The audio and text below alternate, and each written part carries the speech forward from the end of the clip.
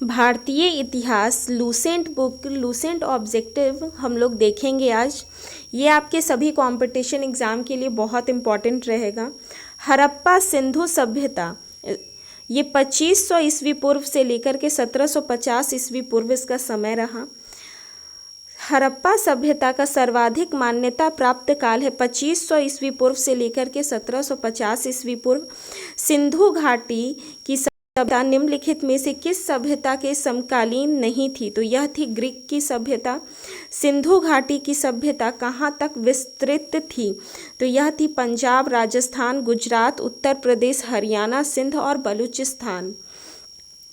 सिंधु घाटी की सभ्यता में घोड़े के अवशेष कहाँ मिले हैं? तो यह मिले हैं सूरकोटदा। सिंधु घाटी स्थल कालीबंगन किस प्रदेश में है? राजस्थान में। और निम्नलिखित में से किस पदार्थ का उपयोग हड़प्पा काल की मुहरों मुद्राओं के निर्माण में मुख्य रूप से किया गया था? तो यह किया गया था सेल खरी। हड़प्पा सभ्यता किस युग की थी? तो कांस्य युग की थी। सिंधु घाटी सभ्यता के लोगों का मुख्य व्यवसाय क्या था? तो यह था व्यापार।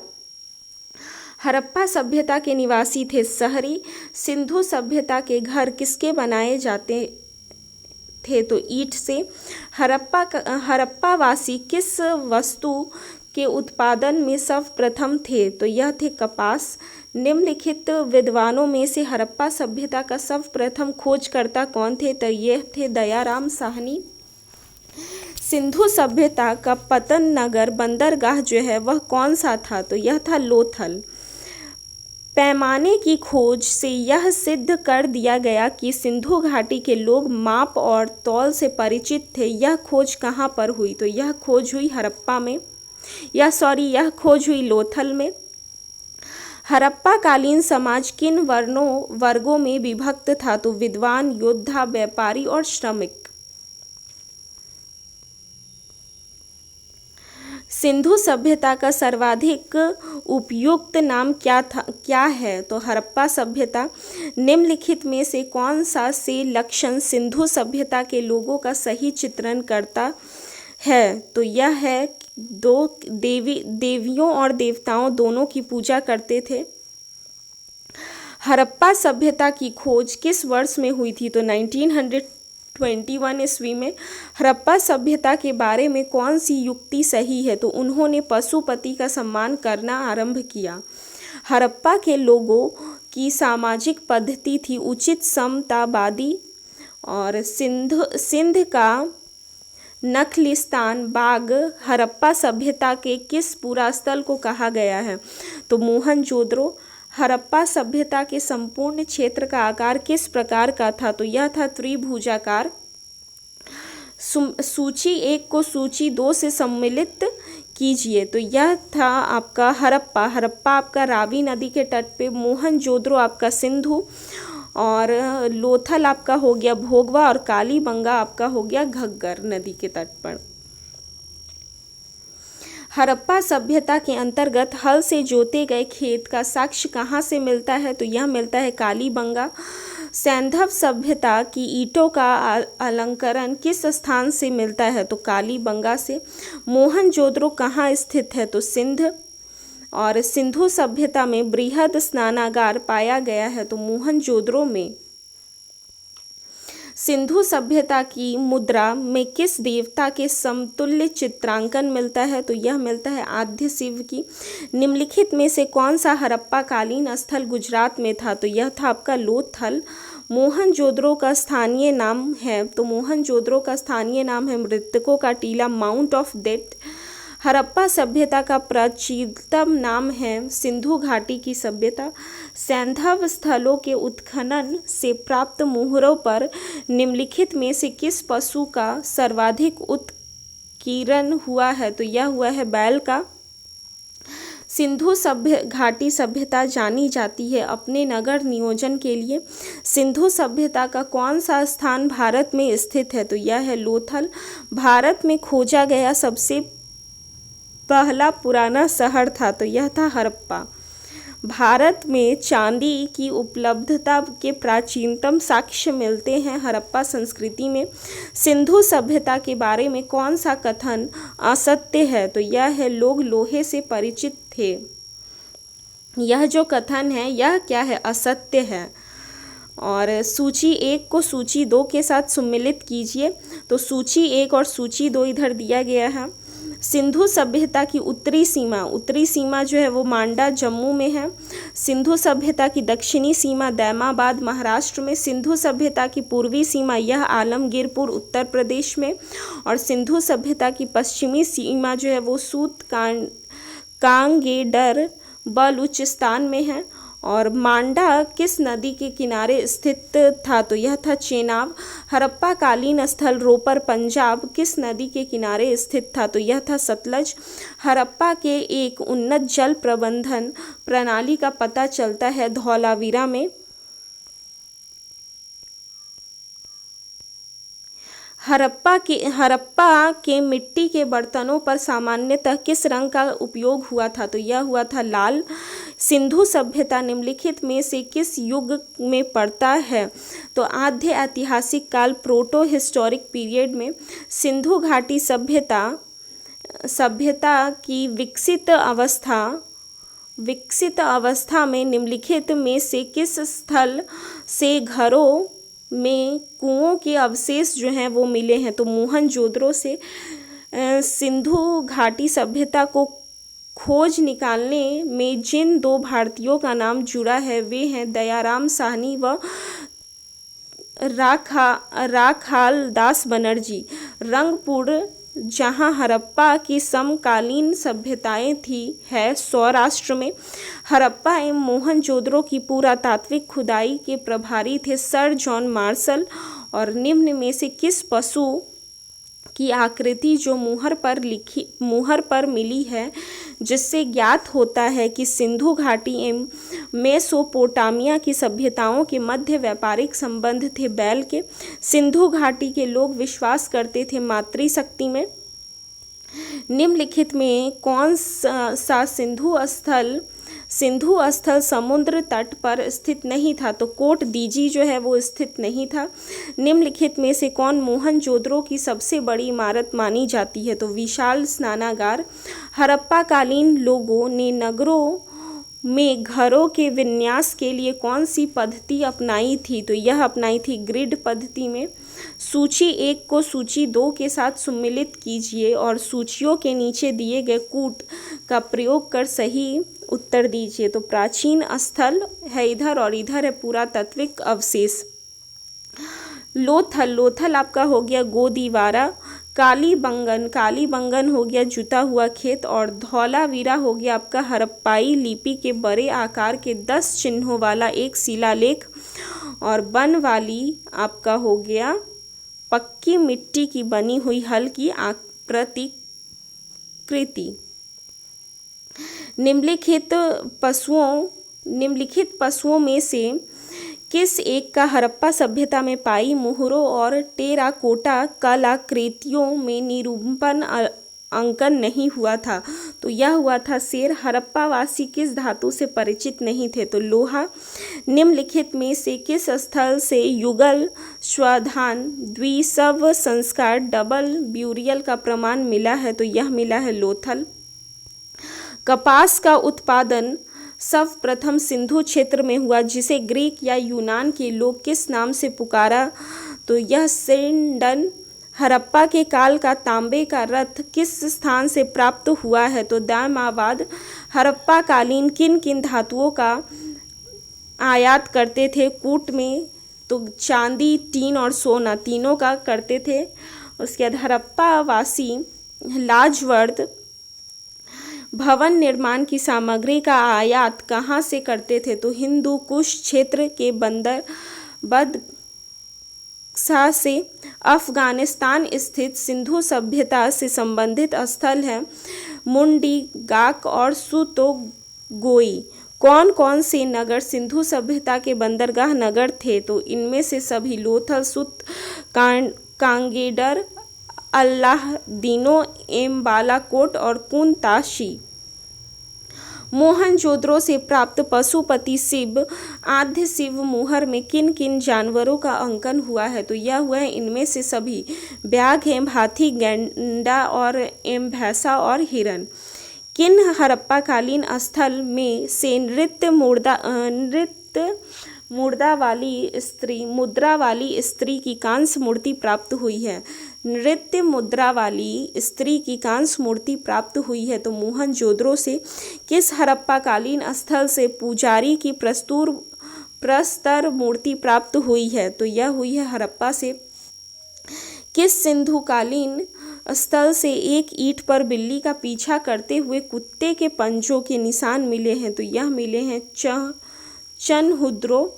और किस हड़प्पाकालीन स्थल से प्राप्त जार पर चोंच में मछली दबाए चिड़िया एवं पेड़ के नीचे खड़ी लोमड़ी का चित्रांकन मिलता है जो पंचतंत्र के लोमड़ी की कहानी के सादृश्य है? तो यह है आपका लोथल।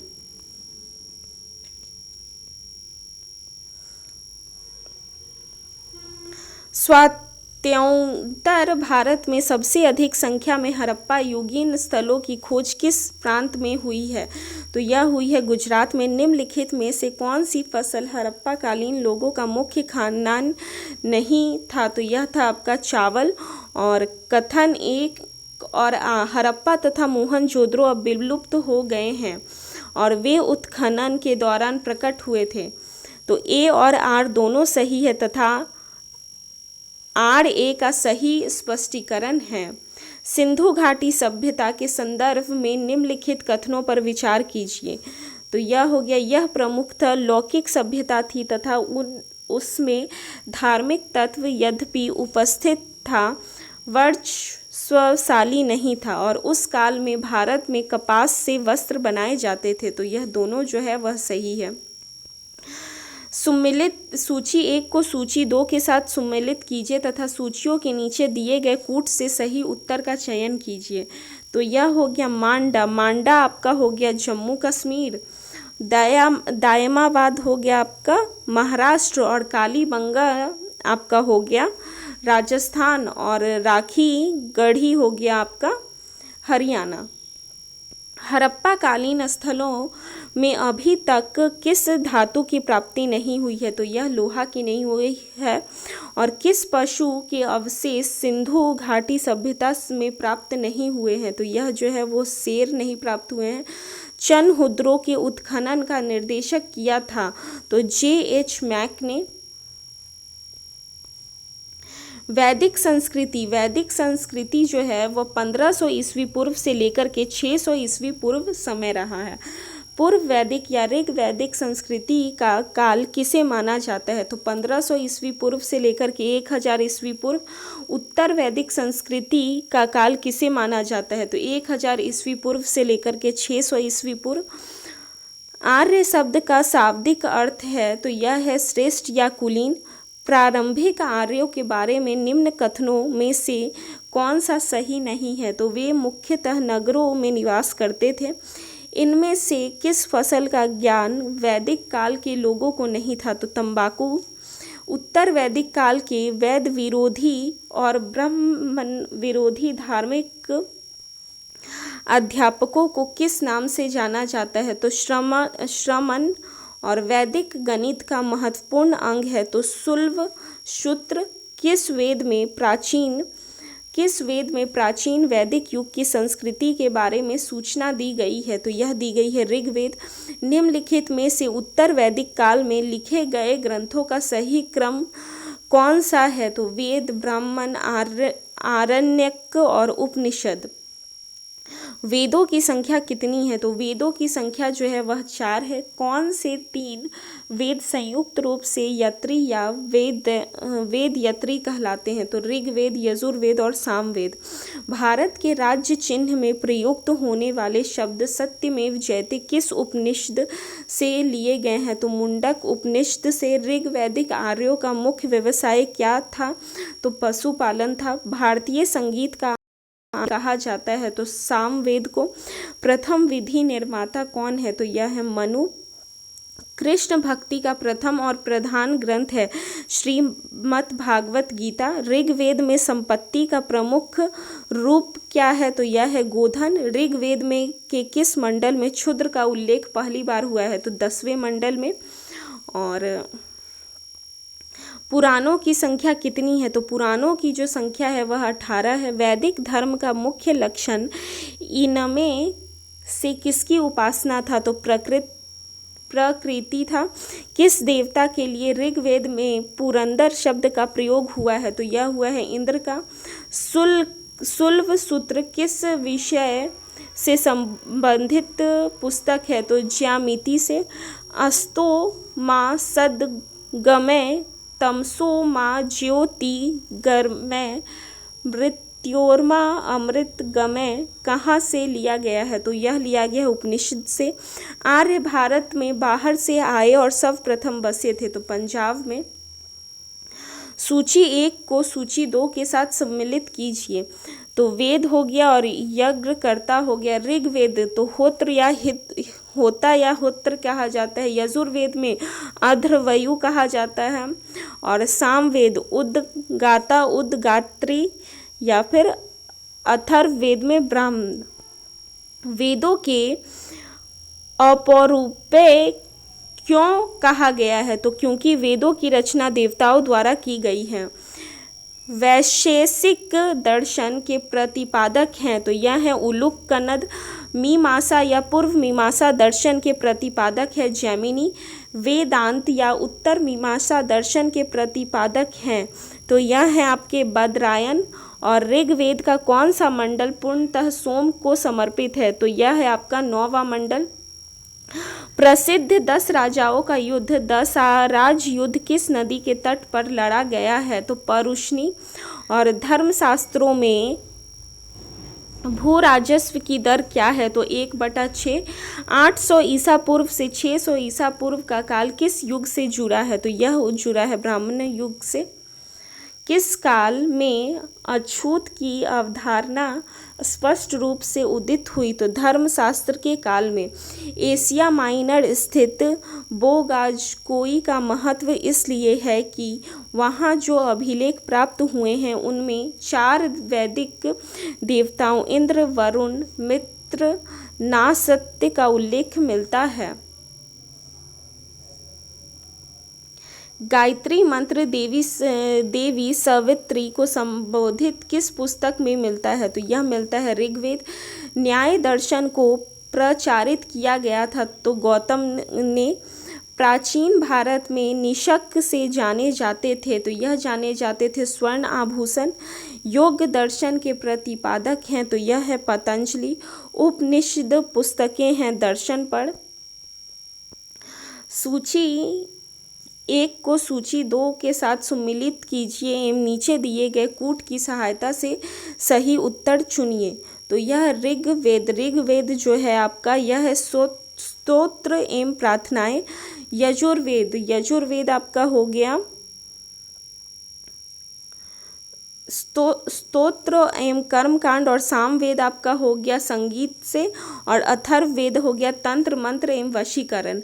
आरंभिक वैदिक साहित्य में सर्वाधिक वर्णित नदी है? तो यह है सिंधु। उपनिषद काल के राजा अश्वपति शासक थे केकय के। आध्यात्मक ज्ञान के विषय में नचिकेता और यम का संवाद किस उपनिषद में प्राप्त होता है? तो कठोपनिषद में। वैदिक नदी कुभा काबुल का स्थान कहाँ निर्धारित होना चाहिए? तो अफगानिस्तान में। कपिल मुनि द्वारा प्रतिपादित दार्शनिक प्रणाली है? तो यह है सांख्य दर्शन। भारत के किस स्थल की खुदाई से लौह धातु के प्रचलन के प्राचीनतम प्रमाण मिले हैं? तो यह मिले हैं अंतरजीखेरा। निम्नलिखित में किसका संकलन ऋग्वेद पर आधारित है? तो यह है सामवेद। निम्नांकित में कौन प्रस्थात्री में शामिल नहीं है? तो यह है भागवत। कर्म का सिद्धांत संबंधित है मीमांसा से। सुमेलित कीजिए। तो सुमेलित कीजिए अथर्ववेद जो है औषधियों से संबंधित है। और ऋग्वेद जो है वो ईश्वर के महिमा से, यजुर्वेद जो है वो आपका है बलिदान विधि से और सामवेद संगीत से। चरक संहिता नामक पुस्तक किस विषय से संबंधित है? तो चिकित्सा से। यज्ञ संबंधी विविध विधानों का पता चलता है तो यजुर्वेद से। वैदिक योगीन सभा जो है वो मंत्री परिषद थी और वैदिक युग में प्रचलित लोकप्रिय शासन प्रणाली थी गणतंत्र की। और सबसे प्राचीन वेद कौन सा है? तो यह है ऋग्वेद। निम्नलिखित में से कौन भारतीय दर्शन की आरंभिक विचारधारा है? तो यह है सांख्य, योग, न्याय, वैशेषिक, मीमांसा एवं वेदांत। इन 6 भिन्न भारतीय दर्शनों की स्पष्ट रूप से अभिव्यक्ति हुई है तो यह वैदिक युग में। निम्नलिखित में वह दस्तकारी कौन सी है जो आर्यों द्वारा व्यवहार में नहीं लाई गई थी? तो यह है लुहारगिरी। आयुर्वेद जो है वह ऋग्वेद में है। धनुर्वेद आपका यजुर्वेद। गंधर्व वेद सामवेद और शिल्प वेद अर्थशास्त्र हो गया अथर्ववेद।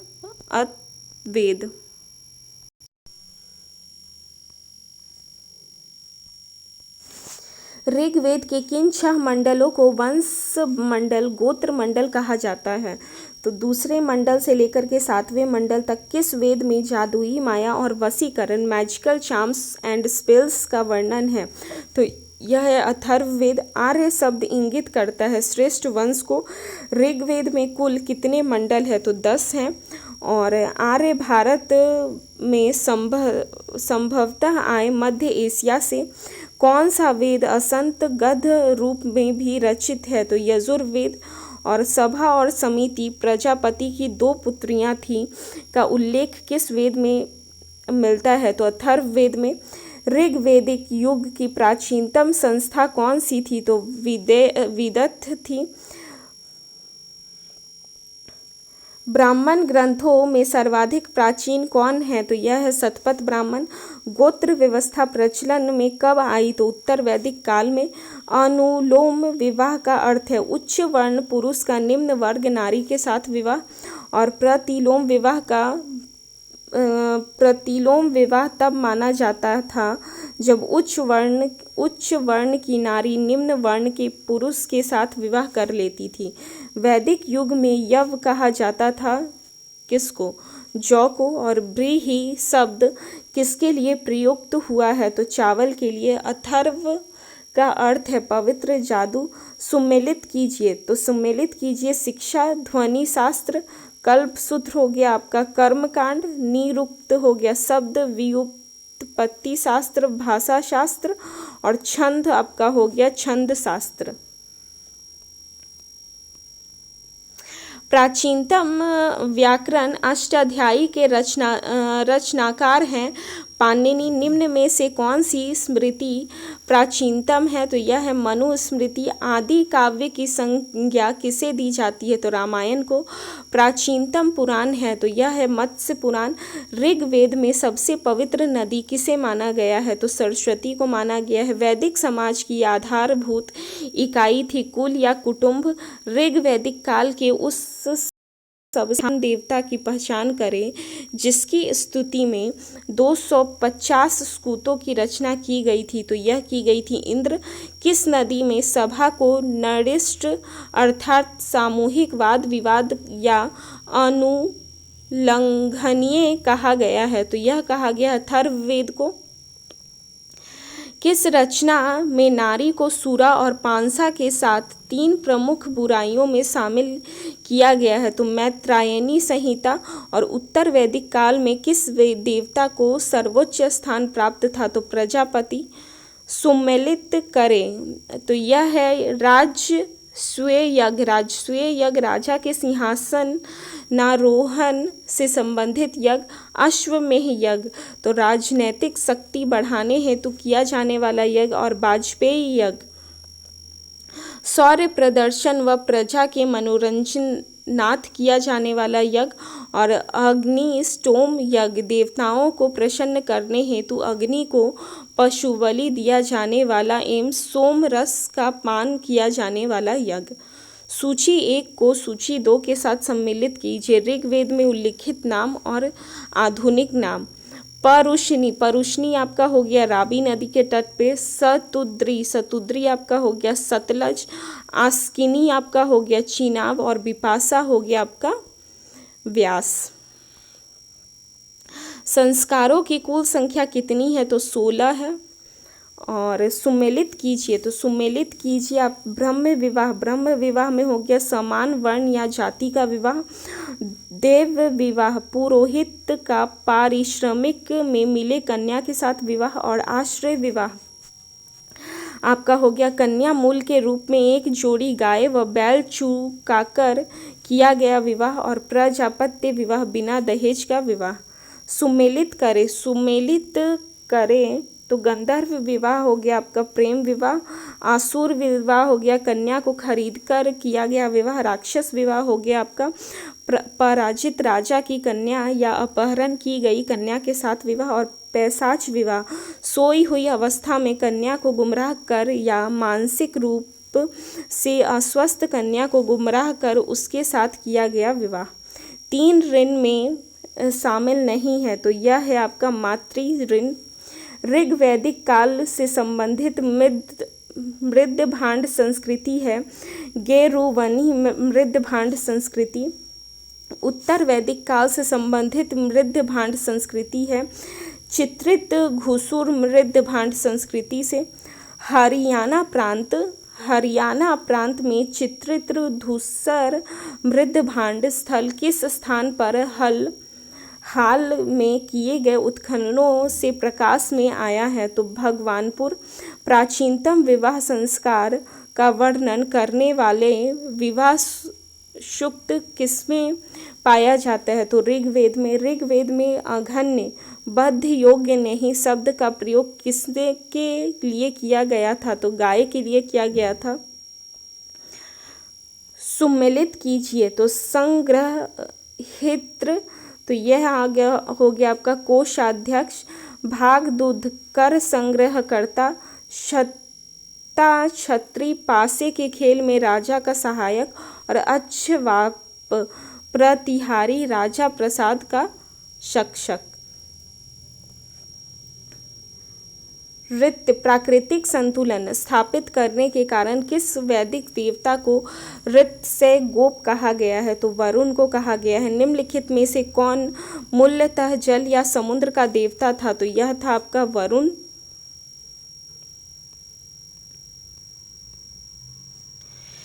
तीन कर्मों पगों में तीनों लोक को माप लेने के कारण किसे उपकर्म कहा गया है? तो यह कहा गया है विष्णु को। सुमेलित कीजिए, तो सुमेलित कीजिए। पूषण, पूषण आपका हो गया विवाह का देवता। रुद्र आपका हो गया पशुओं का देवता। घोष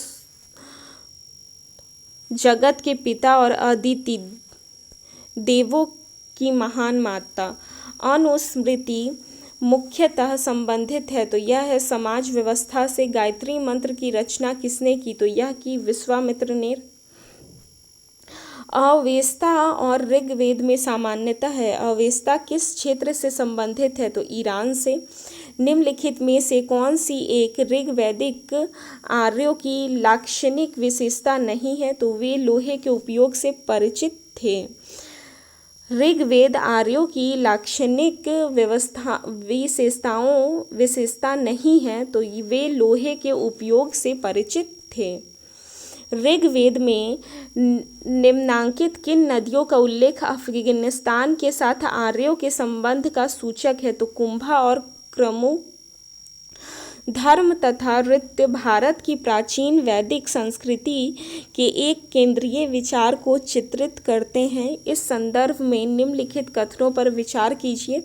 तो यह हो गया धर्म व्यक्ति के दायित्वों एवं स्वयं तथा दूसरों के प्रति व्यक्तित्व कर्तव्यों की संकल्पना था। और नृत्य मूलभूत नैतिक विधान था जो सृष्टि और उस समय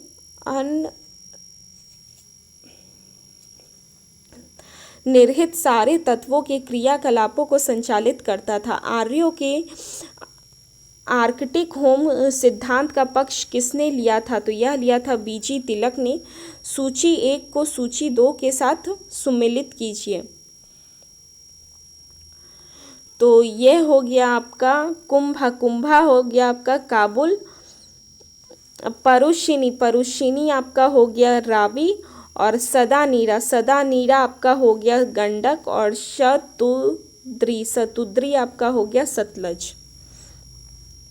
ऋग्वेद में 1028 सूक्त हैं। पूर्व वैदिक आर्यों का धर्म प्रमुखता था प्राकृतिक पूजा और यज्ञ। पातंजलि कौन था? तो पातंजलि जो था वह था पाणिनि के सांस्कृतिक व्याकरण अष्टाध्यायी का एक टीकाकार।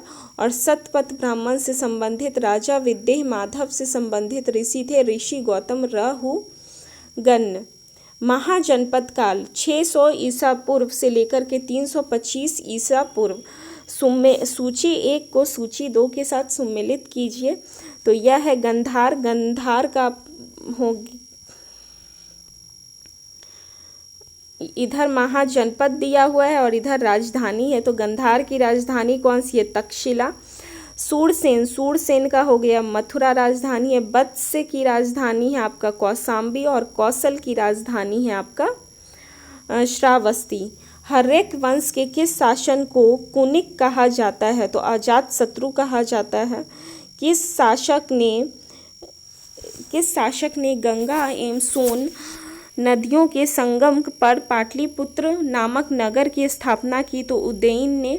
शिशुनाग वंश का वह कौन सा शासक था जिसके समय में वैशाली में द्वितीय बौद्ध संगीति का आयोजन किया गया? उसे काक्रवर्ण के नाम से भी जाना जाता है। तो यह कालाशोक। 323 ईसा पूर्व में सिकंदर महान की मृत्यु हुई थी बेबीलोन में। और सिकंदर महान पोरस जो है वह पुरु की सेनाओं ने निम्नलिखित में से किस नदी के आमने सामने वाले तटों पर पड़ाव डाला हुआ था? तो यह झेलम के। किस प्रकार का मृद भांड पोटरी भारत में द्वितीय नगरीकरण शहरीकरण के प्रारंभ का प्रतीक माना जाता है? तो उत्तरी काले पालीसकृत बर्तन, उत्तरी काले पालीसकृत बर्तन। पाली ग्रंथों में गांवों के मुखिया को क्या कहा जाता है? तो भोजक और ग्राम भोजक। उज्जैन का प्राचीन नाम था तो अवंतिका था। नंद वंश का संस्थापक कौन था? तो यह था महानंद। ग्रीक यूनानी लेखकों द्वारा किसे अग्रमीज जैनड्रमीज कहा गया है? तो घनानंद को। प्राचीन भारत में पहला विदेशी आक्रमण किसके द्वारा किया गया? तो ईरानियों द्वारा। प्राचीन भारत में दूसरा विदेशी आक्रमण एवं पहला यूरोपीय आक्रमण किसके द्वारा किया गया? तो यूनानियों द्वारा। ईरान के हखमनी वंश के किस शासक ने भारतीय भूभाग को जीतने के बाद उसे फारस साम्राज्य का 20वां प्रांत क्षत्रपी बनाया? तो डेरियस दायरबाह प्रथम। हाइड्रेस्पस या वितस्पा आधुनिक नाम झेलम का युद्ध 326 बीसी किन किन शासकों के बीच हुआ? तो सिकंदर एवं पोरस के मध्य। सिकंदर ने भारत पर कब आक्रमण किया? तो 326 ईस्वी पूर्व में। सूची 1 को सूची 2 के साथ सम्मिलित कीजिए। तो शासक और वंश। बिंबिसार, बिंबिसार आपका हो गया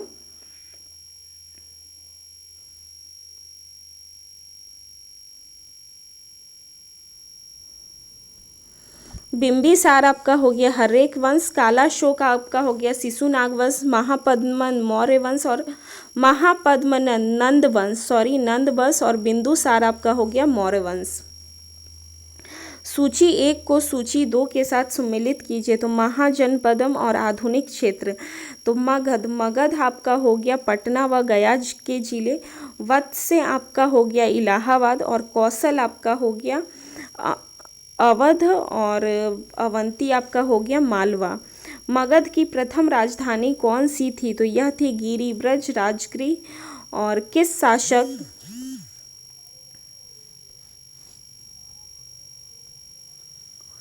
किस शासक द्वारा सर्वप्रथम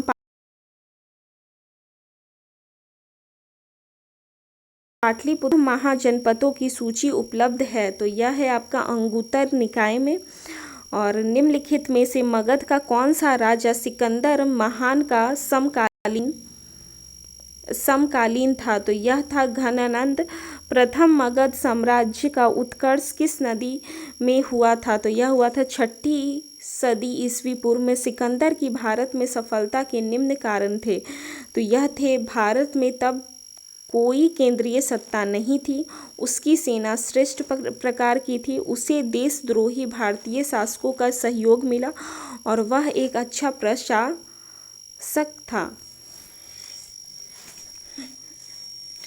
सूची 1 को सूची 2 के साथ सम्मिलित कीजिए तथा सूचियों के नीचे दिए गए कूट से सही उत्तर चुनिए।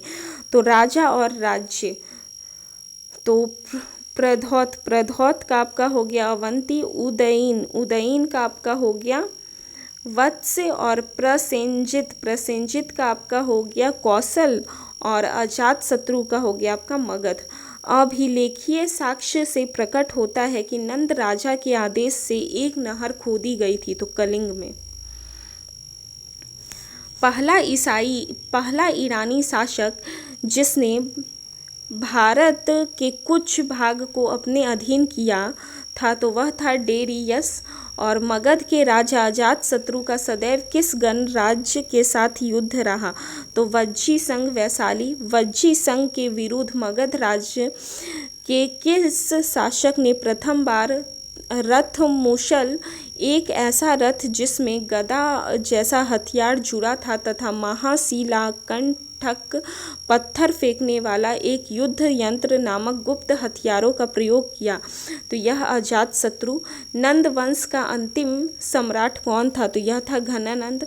मगध में सिक्कों मुद्रा का प्रचलन कब हुआ? तो यह हुआ 600 ईसा पूर्व में। निम्न राजाओं पर विचार कीजिए। तो इसमें से कौन बुद्ध के समकालीन थे? तो यह थे अजातशत्रु और प्रसेनजित। 6ठी सदी ईसा पूर्व के दौरान बड़े राज्यों के उदय का मुख्य कारण क्या था? तो यह था उत्तर प्रदेश और बिहार में व्यापक पैमाने पर लोहे का उपयोग। मगध सम्राट बिंबिसार ने अपने राज्य वैध जीवक को किस राज्य के राजा की चिकित्सा के लिए भेजा था? तो अवंती। किस शासक ने अवंती को जीतकर मगध का हिस्सा बना दिया? तो शिशुनाग। किस मगध सम्राट ने अंग का विलय अपने राज्य में कर लिया? तो बिंबिसार ने। शिशुनाग ने किस राज्य का विलय मगध साम्राज्य में नहीं किया? तो काशी का। और काशी और लिच्छवी का विलय मगध साम्राज्य में किसने किया? तो यह किया अजातशत्रु ने। मगध साम्राज्य के बारे में कौन सही नहीं है? तो सही नहीं है इनमें से कोई नहीं। सिकंदर के आक्रमण के समय उत्तर भारत पर निम्नलिखित राजवंशों में किस एक का शासन था? तो नंद का था। निम्नलिखित में से कौन सा एक ईसा पूर्व 6वीं सदी में प्रारंभ में भारत का सर्वाधिक शक्तिशाली नगर राज्य था? तो यह था आपका मगध। निम्नलिखित में से कौन कौन से भारत पर ईरानी आक्रमण के प्रभाव के रूप में माना जाता है? तो यह माना जाता है खरोष्ठी लिपि का प्रचार, अभिलेख उत्कीर्ण करने की कला का प्रचार, ईरानियों की क्षत्रप प्रणाली का प्रचार और घंटा आकार के गुंबज की कला का प्रचार और स्त्री अंगरक्षकों। निम्न में से कौन सा एक सिकंदर के आक्रमण का प्रभाव नहीं था? तो उसने भारत को यूनान की रियासत बनाया। और निम्नलिखित में से किस राजा में गणतंत्रात्मक शासन व्यवस्था नहीं थी? तो मगध की। निम्नलिखित में से किसे सैन्य नियमित और स्थायी सेना रखने वाला कहा जाता था? तो बिंबिसार।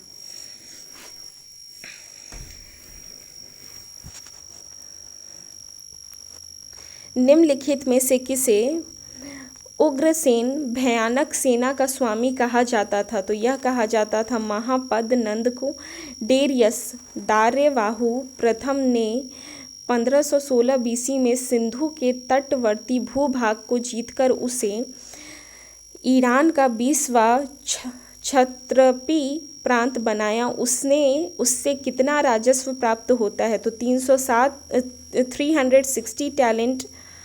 निम्नलिखित में से कौन सिकंदर के साथ भारत आने वाला इतिहासकार नहीं था, तो हेरोडोटस नहीं था इतिहासकार आने वाला।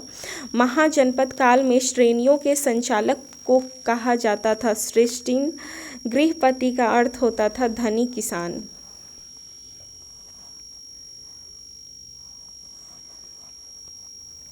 सूची 1 को सूची 2 के साथ सम्मिलित कीजिए, तो सूची 1 और सूची 2 यह हो गया अष्टकूलक परामर्शदायी संस्था और महामात्रा उच्च कोटि के अधिकारी, बलि साधक किसानों के कर वसूलने वाला अधिकारी और सौलिंक शुल्काध्यक्ष शिल्पियों व व्यापारियों से शुल्क या चुंगी वसूलने वाला अधिकारी। मगध के किस प्रारंभिक शासकों ने राज्यारोहण के लिए अपने पिता की हत्या की एवं इसी कारणवश अपने पुत्र द्वारा मारा गया, तो अजातशत्रु। विश्व का पहला गणतंत्र वैशाली में किसके द्वारा स्थापित किया गया, तो लिच्छवी। सूची 1 को सूची 2 के साथ सम्मिलित कीजिए, तो महाजनपद है इधर और इधर है आपका राजधानी दिया हुआ है, तो कुरु आपका हो गया इंद्रप्रस्थ। पांचाल हो गया आपका अहिच्छत्र। कौशल आपका हो गया साकेत और वत्स आपका हो गया कौसाम्बी। निम्न में से कौन एक बुद्ध ग्रंथ 16 महाजनपदों का उल्लेख करता है, तो अंगुत्तर निकाय। निम्नलिखित में से कौन एक मगध साम्राज्य की राजधानी नहीं रहा, तो यह रहा कौसाम्बी। धार्मिक आंदोलन 6वीं सदी ईसा पूर्व से लेकर के 4वीं सदी ईसा पूर्व।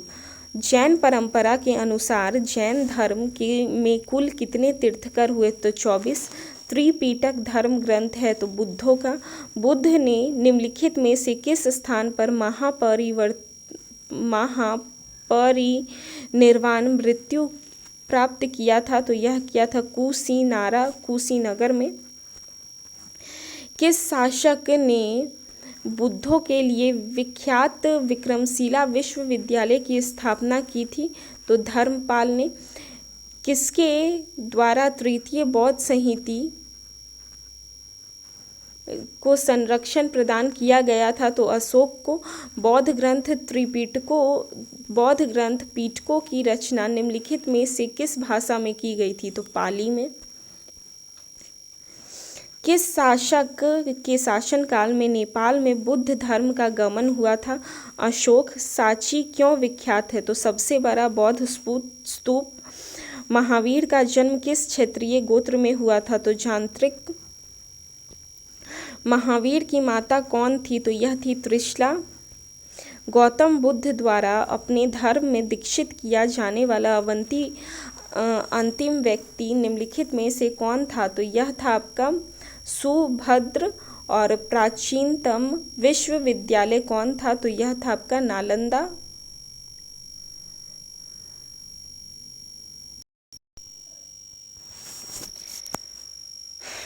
त्रिपिटक धर्म ग्रंथ है बुद्धों का। बुद्ध ने निम्नलिखित में से किस स्थान पर महापरिनिर्वाण मृत्यु प्राप्त किया था, तो यह किया था कुशीनगर में। किस शासक ने बुद्धों के लिए विख्यात विक्रमशिला विश्वविद्यालय की स्थापना की थी, तो धर्मपाल ने। किसके द्वारा तृतीय बौद्ध संगीति को संरक्षण प्रदान किया गया था, तो अशोक को। बुद्ध ग्रंथ पिटकों की रचना निम्नलिखित में से किस भाषा में की गई थी, तो पाली में।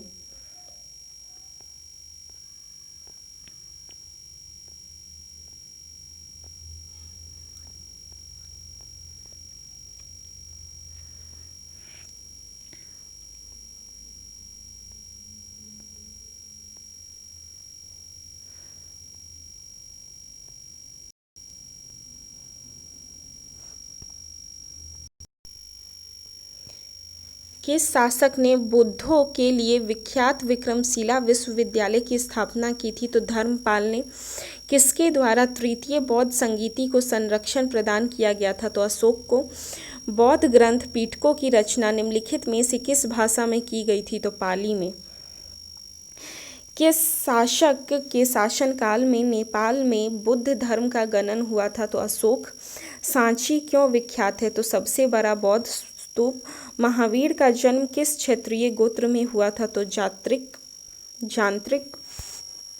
महावीर की माता कौन थी? तो त्रिशला थी।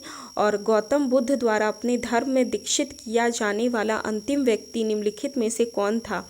तो सुभद्र था। प्राचीनतम विश्वविद्यालय कौन था? तो यह था नालंदा। किस भाषा का ज़्यादा प्रयोग बुद्धवाद के प्रचार के लिए किया गया है? तो पाली। महावीर की मृत्यु कहाँ हुई थी? तो पावापुरी में। और जैनियों के पहले तीर्थकर कौन थे? तो यह थे ऋषभदेव। मठ, मंदिर और स्तूप किस धर्म से संबंधित है? बौद्ध धर्म से। बौद्ध धर्म एवं जैन धर्म दोनों के उपदेश किसके शासनकाल में दिए गए थे? बिंबिसार। गौतम बुद्ध ने अपना प्रथम उपदेश कहाँ दिया था? तो सारनाथ में। बौद्ध धर्म ग्रहण करने वाली पहली महिला कौन थी? तो यह थी महाप्रजापति गौतमी। बोध गया स्थित है बिहार में। जातक किसका ग्रंथ है? बुद्ध का। सिद्धार्थ बुद्ध को ज्ञान प्राप्ति कहाँ हुई थी? तो यह हुई थी गया में। सारनाथ में बुद्ध का प्रथम प्रवचन कहलाता है धर्म चक्र प्रवर्तन। बौद्ध धर्म में ने समाज के निम्न वर्गों पर महत्वपूर्ण प्रभाव डाला। तो महिला और शूद्र का। बुद्ध के गृह त्याग का प्रतीक है घोड़ा। गौतम बुद्ध द्वारा भिक्षुणी संघ की स्थापना कहाँ की गई थी? तो वैशाली में। सर्वप्रथम शून्यवाद शून्यता का सिद्धांत का प्रतिपादन करने वाला बौद्ध दार्शनिक का नाम है नागार्जुन। और महावीर का मूल्य नाम था वर्धमान। और किसे एशिया की रोशनी कहा जाता है? गौतम बुद्ध को। दिलवारा के जैन मंदिरों का निर्माण किसने करवाया था? तो सोलंकियों ने। नागार्जुन कौन थे? तो बौद्ध दार्शनिक। और जैन परंपरा के अनुसार महावीर कौन से तीर्थकर थे? तो 24वें। जैन धर्म का आधारभूत बिंदु है अहिंसा। जियो और जीने दो किसने कहा? महावीर स्वामी ने। तीर्थकरों के कर्म के अंतिम कौन थे? तो यह थे महावीर। जैन धर्म में पूर्ण ज्ञान के लिए क्या शब्द है? कैवल्य। महावीर स्वामी का जन्म कहाँ हुआ था? तो यह हुआ था कुंडग्राम में। कनिष्ठ के शासनकाल में चतुर्थ बौद्ध संगीति सभा किस नगर में आयोजित की गई थी? तो कुंडलवन कश्मीर में। तृतीय बौद्ध संगीति कहाँ आयोजित हुई? पाटलिपुत्र में। अशोक के शासनकाल में बौद्ध संगीति किस नगर में आयोजित की गई थी? तो पाटलिपुत्र में। निम्नलिखित में से कौन सी बात बुद्ध धर्म तथा जैन धर्म में सामान्य नहीं है? आत्मदमन। निम्नलिखित में से किस नगर में प्रथम बौद्ध संगीति सभा आयोजित की गई थी? तो राजगृह। बुद्ध के जीवन की 4 महत्वपूर्ण घटनाओं और उससे संबंध 4 स्थानों का नीचे उल्लेख है। यह 2 स्तंभों 1 और 2 में अंकित है। आपको इनका सुमेल करना है। स्तंभ 1 और स्तंभ 2। तो जन्म जो है बुद्ध के जीवन का है ये। तो जन्म इनका कहाँ हुआ? तो में। ज्ञान की प्राप्ति कहाँ हुई? तो यह बोध गया में हुई। प्रथम प्रवचन कहाँ हुआ? तो प्रथम प्रवचन जो है वो सारनाथ में हुआ। और निधन जो है वो कुशीनगर में हुआ। निम्नलिखित में से कौन सबसे पूर्वकालीन जैन ग्रंथ कहलाता है? 14 पूर्व। आजीवक संप्रदाय के संस्थापक कौन है? मक्खली गोशाला। भागवत संप्रदाय के विकास में किसका योगदान अत्यधिक था? तो हिंदू यूनानी का। और भगवान महावीर का प्रथम शिष्य कौन था? तो जमाली। त्रिरत्न सिद्धांत सम्यक धारणा, सम्यक चरित्र और सम्यक ज्ञान जिस धर्म की महिमा है वह है जैन धर्म। कुशीनगर मल्ल गणराज्य की राजधानी थी और महात्मा बुद्ध का महापरिनिर्वाण कुशीनगर में हुआ। तो ए और आर दोनों सही है तथा आर ए की व्याख्या नहीं करता है। निम्नांकित कथनों का विचार करें एवं चैत्य व विहार में क्या अंतर है, इसे चुने। तो चैत्य पूजा स्थल होता है जबकि विहार जो है वो निवास स्थान है। निम्नलिखित में से कौन सा स्थल पार्श्वनाथ से संबंध होने के कारण जैन सिद्ध क्षेत्र माना जाता है। तो संवेद शिखर। बुद्ध की मृत्यु के बाद प्रथम बौद्ध संगीति की अध्यक्षता किसने की। तो महाकश्यप ने। निम्नलिखित में से बुद्ध के जीवन काल में ही संघ प्रमुख होना चाहता था। देवदत्त और हेलियोडोरस का बेस नगर अभिलेख संदर्भित है केवल वासुदेव से। बौद्ध धर्म के विषय में कौन से कथन सही है। तो यह है उसने वर्ण एवं जाति को अस्वीकार नहीं किया, उसने ब्राह्मण वर्ग की सर्वोच्च सामाजिक कोटि को चुनौती दी और उसने कुछेक शिल्पों को हीन निम्न माना। वासुदेव कृष्ण की पूजा सर्वप्रथम किसने प्रारंभ की। तो सातवतों ने।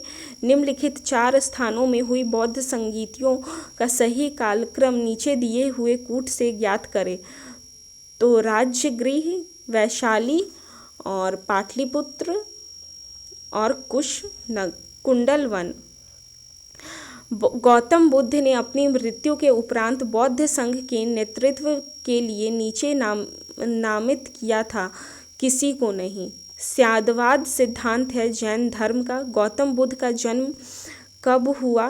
तो 563 ईसा पूर्व में। बौद्ध शिक्षा का केंद्र था विक्रमशिला। भारत में सबसे बड़ा बौद्ध स्तूप कहाँ स्थित है। सांची में। निम्न में से किस ग्रंथ में सर्वप्रथम देवकी के पुत्र कृष्ण का वर्णन किया गया है। तो छांदोग्य उपनिषद। जैन समुदाय में प्रथम विभाजन के श्वेतांगर संप्रदाय के संस्थापक थे। तो स्थूलभद्र। भारत में सबसे प्राचीन विहार है नालंदा। प्रथम जैन महासभा का आयोजन कहाँ हुआ था। पाटलिपुत्र में। द्वितीय जैन महासभा का आयोजन कहाँ हुआ था। वल्लभी में। जैन साहित्य का संकलन किस भाषा व लिपि में हुआ था। तो प्राकृत व अधर्मागधी।